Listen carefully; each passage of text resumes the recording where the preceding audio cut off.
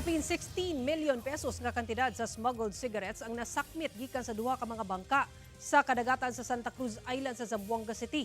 Duha ka mga lalaking tripulante, gidakop. Ana sa 280 ka karton sa smuggled nga sigarilyo ang nasakmit sa otoridad atol sa gipahigayong Maritime Patrol nga gipangunahan sa 2nd Zamboanga City Mobile Force Company kauban ang ubang PNP unit sa kadagatan sa Santa Cruz Island, Zamboanga City pasado alas 11 Lunes sa gabi. Mukantidad kini sa kapin 16 million pesos. Matod sa PNP nga sa maong operasyon, ang unang bangka nga ilang naharang dunay kargang kontrabando sa maong smuggled item. Duha ka mga lalaking tripulante niini ang giling gidakop gumikan sa walay igong dokumento nga gipakita. Apan sa padayong inspeksyon, laing bangka sab ang nakita sa maong lugar nga giabandona nga duna say mga kargang smuggled nga sigarilyo. Ang maong mga nasakmit ka kontrabando lakip mga bangka gitunol na sa Bureau of Customs alang sa saktong disposisyon.